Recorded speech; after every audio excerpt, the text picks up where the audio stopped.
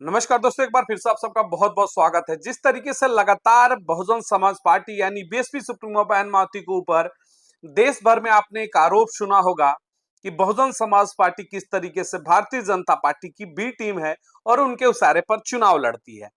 अब ये बातें आपने समाजवादी पार्टी यानी उत्तर प्रदेश में प्रमुख प्रतिद्वंदी कह लीजिए बीजेपी और दूसरी तरफ समाजवादी पार्टी, तो समाजवादी पार्टी के कार्यकर्ता नेता लगातार ये माहौल बिगाड़ते रहते हैं दलित समाज के बीच में जाके, अल्पसंख्यक और मुस्लिम समाज के बीच में, कि बीजेपी के लिए चुनाव लड़ती है बहुजन समाज पार्टी। इन तमाम चीजों को ऊपर से आज परत हटा करके आपको मैं दिखाऊंगा, चेहरे का वो नकाब हटा करके पर्दे के पीछे की वो कहानी बताऊंगा कि वाकई में भारतीय जनता पार्टी की बी टीम समाजवादी पार्टी किस तरीके से बन करके इस समय देश के अंदर राजनीति कर रही है। चलिए खबरों की शुरुआत करते हैं विस्तार से। चैनल पर नए हैं तो चैनल को लाइक और सब्सक्राइब जरूर करें ताकि चैनल का कारवा जो है बड़ा हो और वीडियो को अधिक से अधिक लोगों तक शेयर जरूर करें। तो पहली तस्वीर देखिए, समाजवादी पार्टी के एक समर्थक हैं, लगातार समाजवादी पार्टी के लिए लिखते रहते हैं। इन्होंने क्या लिखा है कि हरियाणा विधानसभा के अंदर इस बार कांग्रेस और बीजेपी आमने सामने कड़ी टक्कर दे रही है।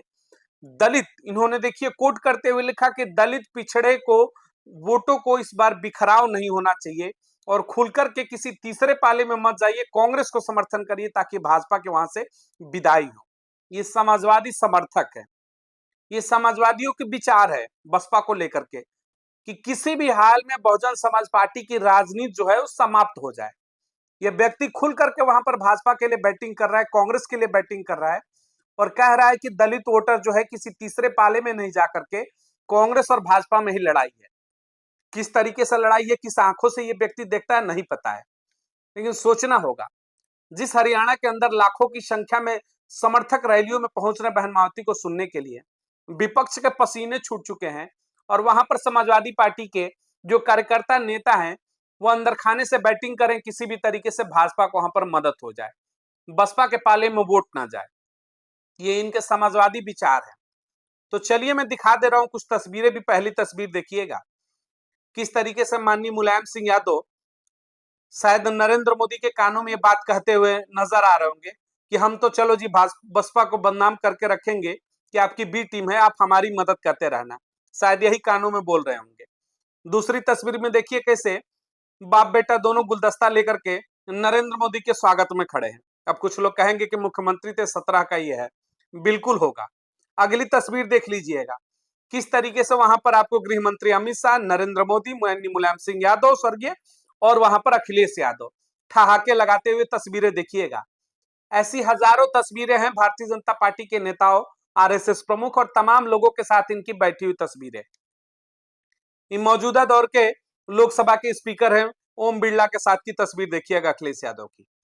यानी कि भारतीय जनता पार्टी के गोद में बैठ करके राजनीति करती है समाजवादी पार्टी। जाते जाते माननीय मुलायम सिंह यादव ने भी शायद नरेंद्र मोदी से कुछ वादा करके गए होंगे कि मेरे लल्ले को कुछ होना नहीं चाहिए। लल्ला घूम घूम करके उत्तर प्रदेश में गाना गाएगा कि भाजपा की बी टीम है बहुजन समाज पार्टी, लेकिन हमारी पार्टी सुरक्षित रहनी चाहिए। अब ये इतनी तस्वीरें आप देख रहे होंगे भारतीय जनता पार्टी के नेताओं के साथ, लेकिन ये बी टीम भाजपा के नहीं हो सकते हैं। भाजपा के बी टीम कौन होगा देश के अंदर? तो बहुजन समाज पार्टी। वो बहुजन समाज पार्टी और बहन मायावती जिन्होंने एक वोट के चलते अटल बिहारी की सरकार को, यानी एक वोट के चलते भाजपा की सरकार को केंद्र में गिराया था। देश के अंदर है किसी के अंदर मादा? इकलौती बहन मायावती थी जो अगर चाहती उस समय सत्ता का लालच होता तो तौल करती, वहां पर सौदेबाजी कर करके सत्ता बचाती और लाखों करोड़ों रुपए की मालिक होती। लेकिन उन्होंने स्वाभिमान को चुना और एक वोट से भारतीय जनता पार्टी की केंद्र की सत्ता को गिराया और उन बहन मायावती के ऊपर, बीएसपी सुप्रीमो के ऊपर आरोप लगाती हैं समाजवादी पार्टी, कांग्रेस और तमाम विपक्ष के दल कि भारतीय जनता पार्टी की बी टीम है। और किस तरीके से जब सत्ता में आती है समाजवादी पार्टी तो दलित समाज के जो महापुरुषों के नाम पर जिलों के नाम रखे गए थे उनको किस तरीके से लोग बदलते हैं। पहला नाम देखिएगा प्रबुद्ध नगर, उसे बदल करके ये शामली कर देते हैं। अब देखिएगा ये बहुजनों के अपने आप को हितैषी बताते हैं अखिलेश यादव, लेकिन बहुजन महापुरुषों के प्रति कितनी नफरत है वो पता चल जाएगा। भीमनगर था, उसका नाम बदल करके संभल करते हैं, ठीक है, जिसे बहन मायावती ने महापुरुषों के नाम पर रखा था। पंचशील नगर, उसके नाम बदल करके फिर से ये हापुड़ कर देते हैं। महामाया नगर था, उसको बदल करके अखिलेश यादव हाथरस कर देते हैं। ज्योतिबा फुले नगर था, उसे अमरोहा फिर से कर दिया जाता है। कांसीराम नगर था, उसको कासगंज कर दिया जाता है। छत्रपति साहू जी नगर था महाराज, उसको अमेठी फिर से कर दिया जाता है। रमाबाई नगर को फिर से कानपुर देहात। संत रविदास नगर को किस तरीके से भदोही कर दिया जाता है। संत रविदास नगर को किस तरीके से भदोही कर दिया जाता है सपा शासन के अंदर। वहीं अंबेडकर पार्क को अगर हम बात करें तो अयासी का अड्डा कहने वाले यही समाजवादी पार्टी थी।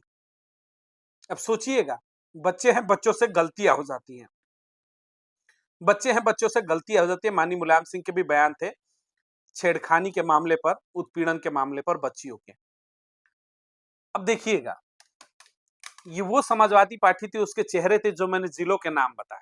ये खुद को दलित हितैषी समझते हैं, जो दलित समाज इनको हितैषी समझता होगा, सवाल पूछिएगा कि जब आपकी सत्ता शासन आई तो दलित समाज के जो महापुरुषों के नाम पर जिलों के नाम थे, आखिर अखिलेश यादव आपकी सत्ता शासन ने क्यों बदला? इनके पास जवाब नहीं होगा, क्योंकि दिखावे के लिए कहते हैं ना, मुखौटा अलग है कि दलित समाज के हितैषी हैं। दिल में इनका, इन समाजवादी पार्टी के नेताओं के अंदर, दिल के अंदर अभी भी वही विचार है कि जो दलितों को ये अछूत समझते हैं और दलितों को अपने से नीचे का समझते हैं। शायद यही रीजन है कि तमाम जो महापुरुषों के नाम थे बहुजन समाज के, उनके जो है नाम बदल दिए गए जिलों के, और नाम बदल करके दूसरा रख दिया गया। तो जो लोग लगातार समाजवादी पार्टी के ऊपर भरोसा करके इनके समर्थन में जा रहा है दलित समाज, उसे सोचना होगा कि किस तरीके से नैरेटिव बना करके आपको कहीं ना कहीं बसपा से दूर करके अपने पाले में ला करके आपको फिर से वही सदियों पुराना गुलामी की दास्ता में ले जाने की तैयारी समाजवादी पार्टी की रहती है। ये इनके विचार थे। ये दिन रात भारतीय जनता पार्टी की खुल करके समर्थन करेंगे। अभी राज्यसभा के चुनाव में 1 दर्जन से ऊपर विधायकों ने भारतीय जनता पार्टी के लिए वहां पर वोटिंग किया और उनका राज्यसभा सांसद जिताए। लेकिन फिर आरोप लगेगा कि बहन जी टीम है, वहां पर आरोप सपा के ऊपर नहीं लगेगा। तो इस नैरेटिव को समझिएगा कि दिन रात लगातार भारतीय जनता पार्टी की गोद में बैठ करके खेलने वाली समाजवादी पार्टी स्वच्छ छवि की राजनीति करती है और वो दलितों का मसीहा हो जाती है, संविधान के रक्षक हो जाती है। लेकिन जो वाकई में संविधान का रक्षक है, दलितों के हक हुकूमत की बात करता है बीएसपी सुप्रीमो बहन मावती, उनके माथे पर ये ठप्पा लगाते हैं कांग्रेस और समाजवादी पार्टी कि ये तो भारतीय जनता पार्टी की बी टीम है।